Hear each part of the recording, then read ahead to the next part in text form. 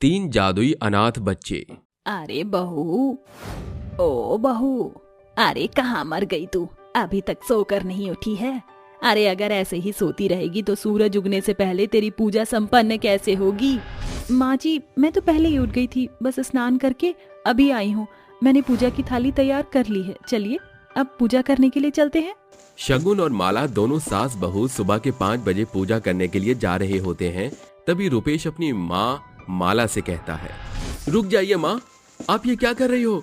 एक तो तेरी पत्नी को बच्चे नहीं होते हैं, ऊपर से तूने हमारे बने बनाए काम में टोक लगा दी। हम बच्चा होने के लिए पूजा करने जा रहे थे। अरे माँ, 4 साल से आपने बेचारी शगुन के साथ बहुत ज्यादा अत्याचार किए हैं, अब और नहीं, उसे अकेला छोड़ दो। अगर ये हमारे वंश को आगे नहीं बढ़ा सकती तो तू एक काम कर बेटा, तू इसे छोड़ दे और दूसरी शादी कर ले। माँ जी, आप भी कैसी बातें कर रही हो? मेरे होते हुए आप दूसरी बहू कैसे ला सकती हो? अरे जब ऐसा था तो हमारे वंश को आगे बढ़ाने के लिए तूने कोई संतान क्यों नहीं पैदा की? माँ जी, ये सब मेरे हाथों में नहीं है, और अगर मेरे हाथों में होता तो मैं ऐसा कब का कर चुकी होती। क्यों ना हम एक बच्चा अनाथालय से ले आए। क्या कहा तूने? किसी का गंदा खून इस घर में कैसे ला सकती है? अरे बांझ कहीं की, अभी के अभी मेरे घर से निकल जा। मेरे बेटे की शादी ऐसी लड़की से करवाऊंगी जो इस घर को कम से कम एक वारिस तो देगी। माँ, शगुन इस घर से कहीं नहीं जाएगी और मैं शगुन के अलावा किसी और से शादी नहीं करूंगा। अगर आपको शगुन से इतनी परेशानी है तो मैं शगुन को लेकर जा रहा हूँ। अब मैं इस घर में शगुन का और अपमान बर्दाश्त नहीं कर सकता। भूपेश शगुन का हाथ पकड़कर उसे कमरे में ले जाता है, जिसके बाद वो अपना सामान पैक करता है और घर छोड़कर वो लोग चले जाते हैं। रास्ते में चलते हुए शगुन भूपेश से कहती है, अजी अब हमारे पास कोई ठिकाना नहीं है, अब हम कहाँ जाएंगे? जहाँ हमारा परमात्मा और हमारी किस्मत हमें लेकर जाएगी। वो दोनों एक किराए का मकान खरीद लेते हैं, जिसके बाद भूपेश अपनी पत्नी शगुन से कहता है, देखो, तुम्हें चिंता करने की कोई जरूरत नहीं है। अरे अभी मैं जिंदा हूँ, चलो मेरे साथ चलो। भूपेश शगुन को एक अनाथालय में ले जाता है, जहाँ उन्हें 3 बच्चे मिलते हैं। एक राजू और उसकी 2 छोटी बहन। शगुन को राजू बहुत पसंद आता है। मैं हमेशा से एक बेटा चाहती थी, क्यों ना हम इसे गोद ले ले? मुझे भी ये बच्चा बहुत प्यारा लगा है, चलो इसे ले चलते हैं। भूपेश राजू को गोदी में उठा लेता है और उसे वहां से ले जाने लगता है। लेकिन तभी राजू की दोनों बहनें शगुन और भूपेश का हाथ पकड़ लेती हैं और उनसे कहती हैं, अब हमारे भाई को कहाँ लेकर जा रही हैं? हमें भी अपने साथ ले चलिए, हम भी अनाथ हैं, हम अपने भाई के बिना नहीं रह पाएंगे। हमारे भाई के अलावा हमारा इस दुनिया में और कोई नहीं है, हमें उससे अलग मत कीजिए। शगुन, अब हम लोग क्या करें? अजी मैं तो कहती हूँ इन तीनों को ही अपने साथ लेकर चलते हैं। मुझे लगता है भगवान यही चाहते हैं कि हम इन तीनों बच्चों को गोद ले लें। भूपेश शगुन की बात मान लेता है और उन तीनों अनाथ बच्चों को अपने साथ ले आता है। अजी सुनते हैं, इन बच्चों को भूख लग रही होगी, मैं आंगन में चूल्हा बना लेती हूँ, आप खाने के लिए थोड़ा सामान ले आइए। ठीक है, मैं कुछ लेकर आता हूँ। शगुन आंगन में बैठकर चूल्हा बना रही होती है। तभी वो तीनों बच्चे आपस में बातें करने लगते हैं। ये लोग कितने दयावान हैं, इन्होंने हमारी कितनी मदद की। ऊपर से इनके घर में कुछ भी नहीं है, हमें इनकी मदद करनी चाहिए। चलो इनकी मदद करते हैं। तभी उन तीनों बच्चों के अंदर से 3 अलग अलग प्रकार की रोशनी निकलती है। राजू के अंदर से कई सारे पैसे निकलते हैं, रूपा के अंदर से कई सारे कपड़े निकलते हैं, तो वहीं दूसरी तरफ राधा के अंदर से कई सारे अलग अलग प्रकार के पकवान निकलने लगते हैं। जैसे ही शगुन उन तीनों के पास आती है तो वो उन तीनों के पास इतने सारे पैसे, खाना और कपड़े देखकर हैरान रह जाती हैं। हे भगवान, इतने सारे कपड़े, पैसा और खाना कहाँ से आया? शगुन तीनों बच्चों से पूछती है, लेकिन वो बच्चे उससे कुछ नहीं बोलते। जिसके बाद वहां पर भूपेश भी आ जाता है और इतना सारा सामान देखकर हैरान रह जाता है। दोनों को कुछ भी समझ नहीं आता। जिसके बाद वो दोनों पति पत्नी उस सभी सामान को इस्तेमाल करने के लिए अपने पास रख लेते हैं और पैसों से अपने घर की सभी जरूरत का सामान ले आते हैं। अरे लगता है ये सब ऊपर वाले का करिश्मा है, हमारी मदद करने वाला एक वही है। भूपेश अपनी पत्नी शगुन और अपने तीनों गोद लिए बच्चों के साथ बैठकर खाना खाता है। जिसके बाद खाना खाकर वो सभी सो जाते हैं। अगले दिन जैसे ही सवेरा होता है, भूपेश काम ढूंढने के लिए अपने घर से निकलता है। हे मालिक, कोई तो काम मुझे दिलवा दे। अगर ऐसे ही चलता रहा तो मैं अपनी बीवी और बच्चों को कैसे पालूंगा? दिन भर कई जगह ठोकरे खाने के बाद भी उसे कोई काम नहीं मिलता। थक हार कर वो बेचारा वापस घर लौट आता है। दिन भर इतनी मेहनत करने के बाद भी कोई मुझे काम नहीं मिला। अब मैं क्या करूं? मुझे इन तीनों बच्चों का पेट भी पालना है। आप चिंता क्यों करते हो? ऊपर वाला हमारी मदद जरूर करेगा। वो आपस में परेशान होकर ऐसी बातें कर ही रहे होते हैं कि तभी वो तीनों बच्चे उन्हें बात करते हुए सुन लेते हैं। आज फिर से राशन नहीं है घर में और हमारे माता पिता बहुत ज्यादा परेशान हैं। हमें उनकी मदद करनी चाहिए, क्योंकि चलो हम तीनों मिलकर अपने माता पिता की मदद करते हैं। वो तीनों मिलकर अपनी जादुई शक्तियों का इस्तेमाल करते हैं, जिसके बाद राजू के अंदर से कई सारे पैसे निकलते हैं, रूपा के अंदर से कई सारे कपड़े निकलते हैं, तो राधा के अंदर से कई सारे खाने के अलग अलग पकवान निकलते हैं। ये सब जादू होते हुए भूपेश और शगुन देख लेते हैं। ये सब मैंने क्या देखा? क्या ये सब हकीकत में था? हाँ, जो तुमने देखा वही मैंने भी देखा। ये जादू इन बच्चों के अंदर से निकल कर आया है, जिसके चलते यहाँ पर पैसे, कपड़े और खाने का ढेर लग गया। कौन हो तुम तीनों और तुम्हारे अंदर ये जादुई शक्तियाँ कैसे हैं? हम तीनों एक देवी का अंश है। हमारी माता एक देवी माँ थी जो गरीब, बेसहारा, बेबस लोगों की मदद किया करती थी। उनके पास सभी प्रकार की शक्तियाँ थी जिससे वह हर किसी की मदद किया करती थी। हमने उनके पेट से जन्म लिया, जिसके चलते हमें उनकी एक एक शक्ति प्राप्त हुई। एक दुर्घटना के वर्ष हमारे माता पिता हमें छोड़कर चले गए, जिसके बाद किसी ने भी हमें अपनाया नहीं। आप दोनों ने हमें एक माता पिता का प्यार दिया, हम आपका शुक्रिया अदा करते हैं। उस अनाथालय में हमारा कोई नहीं था, लेकिन आप दोनों ने हमें अपना बच्चा माना और हमें अपनाया। नहीं बच्चों, ऐसा मत कहो। ये तो हमारा सौभाग्य है जो तुम हमारे नसीब में लिखे गए हो। मुझे तो यकीन ही नहीं होता। पहले हमारे पास एक भी संतान नहीं थी और अब हमें 3 संतानें मिली हैं, और वो भी जादुई है। जब ऊपर वाला देता है तो छप्पर फाड़ कर ही देता है। एक तरफ ऊपर वाले ने मेरी सूनी गोद भरी, तो दूसरी तरफ तुम जैसी जादुई शक्तिशाली बच्चे मुझे मिले। ये सारे कपड़े और खाना बहुत ज्यादा है। हम इन सब का क्या करेंगे? मैं तो कहती हूँ हम इन सभी चीजों को गरीबों में बांट देंगे। भूपेश शगुन की इस बात से सहमत होता है, जिसके बाद भूपेश अपने तीनों बच्चों के साथ सभी चीजें अनाथ बच्चों को देने के लिए निकल पड़ता है। वो गरीब बेसहारा बच्चों को नए नए कपड़े देता है और उन्हें खाने के लिए खाना भी देता है। भगवान की लीला भी अपरंपार है। जब नहीं देता तो कुछ नहीं देता, और जब देता है तो पूरा संसार झोली में डाल देता है।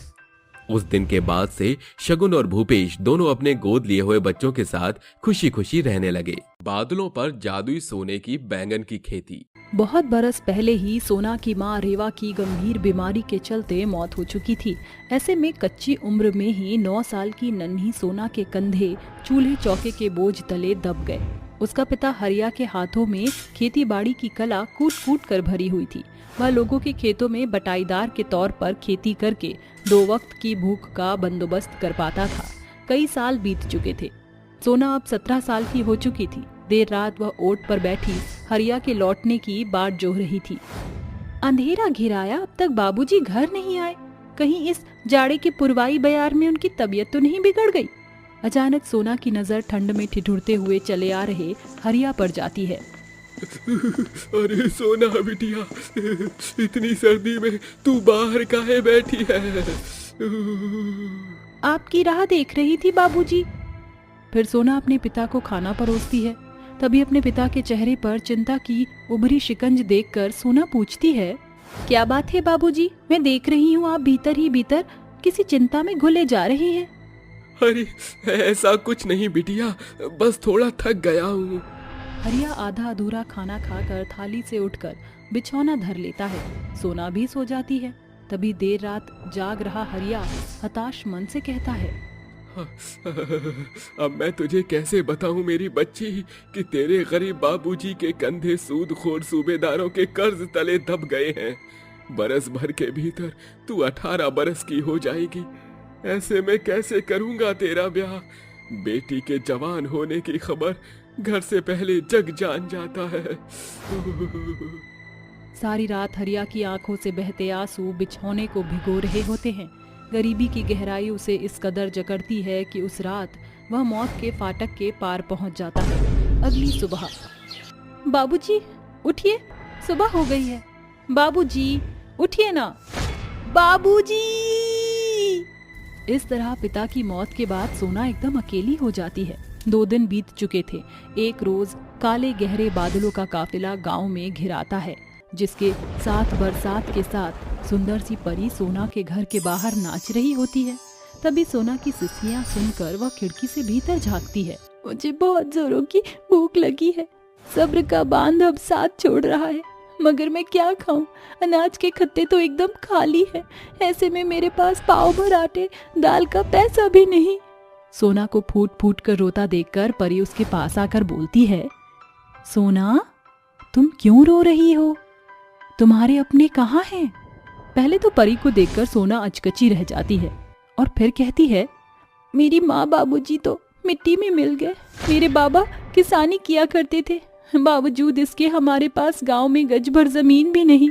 न मेरे पास खाने को दाना पानी है, न घर भाड़ा देने को एक खोटा सिक्का। चिंता ना करो सोना, चलो मेरे साथ। जैसे ही परी अपनी जादुई छड़ी सोना पर घुमाती है, सोना उड़ने लगती है, जिसके बाद वह परी के साथ हवा में बढ़ने लगती है। तभी परी को एक किसान खेत में बैंगन के बीज बोता दिखाई पड़ता है। परी अपनी जादुई छड़ी से बीजों की पोटली खींचकर चल पड़ती है। परी रानी, हम कहाँ जा रहे हैं? बादलों की पार, जहाँ करेंगे हम जादुई सुनहरी बैगन की खेती। युप्पी! कुछ ही पलों में परी सोना को लेकर बादल पर पहुंच जाती है। परी रानी, अब मुझे क्या करना होगा? सोना, तुम्हें इन बैंगन के बीजों को हर एक बादल में बोना है, फिर देखना जिन्नी का जादू।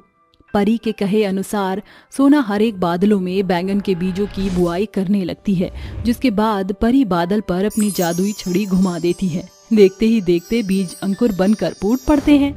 ये क्या था? जब हम धरती में बीज बोते हैं तो अंकुर फूटने में 1 सप्ताह का समय खिंच जाता है और बैंगन का पेड़ बनने में तो महीनों का पड़ाव पार हो जाता है। मगर यहाँ ऐसा नहीं सोना। जैसे ही सूरज बादलों में छुपेगा, उसकी सुनहरी किरण से यह बैंगन के पौधे बड़े पेड़ में बदल जाएंगे और इनके प्रत्येक डालियों पर सोने के बैंगन के गुच्छे उगाएंगे। थोड़ी देर में सूरज ढलकर बादलों में घुल मिल जाता है, जिसके साथ सभी नन्हे पौधे बड़े बैंगन के पेड़ में बदल जाते हैं और हर एक ढाल में चमचमाते बैंगन उग जाते हैं। आगे बढ़ो सोना, और अंधेरा गिरने से पहले इन जादुई सोने के बैंगन को तोड़ लो, वरना ये जादुई सुनहरे बैंगन गांच के साथ गायब हो जाएंगे। सोना सारे सोने के बैंगन तोड़कर परी के दिए टोकरी में भर लेती है, जिसके बाद परी उसे रात के अंधेरे में घर पहुंचा देती है। अच्छा सोना, मैं जाती हूँ। एक बात याद रहे, ये सारे सोने के बैंगन मत बेचना, एक हमेशा अपने पास रखना, ताकि मैं इस बैंगन से बादलों के पार से तुम्हारी आवाज सुन सकूं। अगली सुबह सोना एक सुनहरा बैंगन बचाकर सारे सोने के बैंगन बेचकर अपने खाने के लिए खूब सारे अनाज खरीद लेती है। उस रात सोना भरपेट खाना खाकर मजे की नींद सोती है। धीरे धीरे सारा अनाज खाली हो जाने पर सोना परी को पुकारती है। परी ने कहा था इस जादुई बैंगन की आवाज बादलों के पार जाएगी। परी रानी, मुझे आपकी मदद चाहिए। इतने में परी सोना के सामने प्रकट होकर कहती है, कहो क्या हुआ सोना? परी रानी, मुझे और जादुई बैंगन चाहिए, क्योंकि मेरे अनाज के खत्ते खाली हो चुके हैं और घर के ऊपर ये जो छप्पर की छत चढ़ी है, जो सावन भादों में कहर ढाती है, इसकी कच्ची दीवार भी कब ढह जाए, इसकी कोई आशा नहीं, इसलिए मैं इसे भी बदलना चाहती हूँ। सोना की मदद के लिए परी उसे दोबारा बादलों पर लाती है। ये लो सोना, इन बैंगन के बीजों को प्रत्येक बादलों में बो दो, ताकि हम नए सिरे से खेती करें। सोना सतर्कता से हर एक बादलों में बैंगन के बीजों की बुआई करती है, जिसके बाद परी जिन्नी के जादू से उनमें से अंकुर फूटकर बारीक पौधे में बदल जाते हैं और सूरज की सुनहरी किरण बादलों में छिपने के साथ वह बड़े पेड़ में बदलकर सैकड़ों सोने के चमचमाते बैंगन से लद जाते हैं। जिन्नी परी, इस जादुई बैंगन की खेती को खुमारी देखकर ही मेरा चेहरा खिल उठता है। ये इतना अद्भुत जो है, बैंगन से लेकर शाखा और सिरे तक सोने के जो हैं। जाओ सोना, जल्दी से इन जादुई बैंगन की खेती से अपनी जरूरतें पूरी करो। सोना झटपट से सारे बैंगन तोड़कर उन्हें टोकरी में रख लेती है, जिसके बाद परी उसे रात में गांव में छोड़ आती है। अगली सुबह सोना वह बैंगन को छोड़कर बाकी सभी सोने के बैंगन सुनार के हाथों बेच देती है, जिसके बदले में उसे बड़ी रकम मिलती है। मगर बदकिस्मती से पौ फटते ही जेठालाल उसका किवाड़ पीटता हुआ कहता है, अरे ओ कर्जखोर की बेटी, कहाँ है? जल्दी बाहर निकल। जेठालाल जी, आप यहाँ? हाँ मैं। जल्दी से उठा अपनी गठरी और पकड़ ले दूजी डगरी, क्योंकि तेरे बाप हरिया ने मेरे पास इस घर को गिरवी रखकर 1 लाख रुपए नकद लिया था। अब ये जमीन मैं जब्त करूंगा। आप यहीं रुकिए, मैं अभी आई। सोना ने बादलों पर जितनी जादुई बैंगन की खेती की थी उसके सारे पैसे वह जेठालाल को देकर अपने घर को दाव पर लगने से बचा लेती है और एक बार फिर परी को पुकारती है। जिनी परी, मेरे पास आओ, मुझे तुम्हारी जरूरत है। फिर परी प्रकट होती है। सोना उसे सब कुछ बताती है, तभी उसकी आंखें डबडबा जाती हैं। जिनी परी, ये घर सिर्फ जमीन का टुकड़ा नहीं, यहाँ मेरा बचपन बीता है। माँ बाबूजी संग बीती वो बेशकीमती यादें भी कभी धुंधली नहीं होंगी।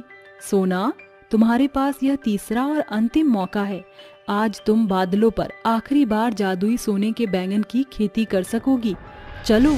थोड़ी ही देर में वह बादलों पर आते हैं। सोना परी के द्वारा दिए बैंगन के बीज दूर दूर तक दिख रहे बादलों में बो देती है, जिससे अंकुर फूटकर पौधे निकल आते हैं और सूरज के बादलों में छिपते ही जादुई बैंगन की खेती उपन पड़ती है। हर एक बैंगन के गाछ में बहुतायत सोने के बैंगन के गुच्छे लद जाते हैं, जिसे देखकर गरीब सोना की आंखें चमक उठती हैं और वह उन्हें लेकर गाँव लौट आती है, जिसे न सिर्फ वह सुंदर घर की नींव धरती है बल्कि गांव में कई बीघा जमीन खरीदकर बैंगन की खेती करके एक समृद्ध किसान की छवि बना लेती है।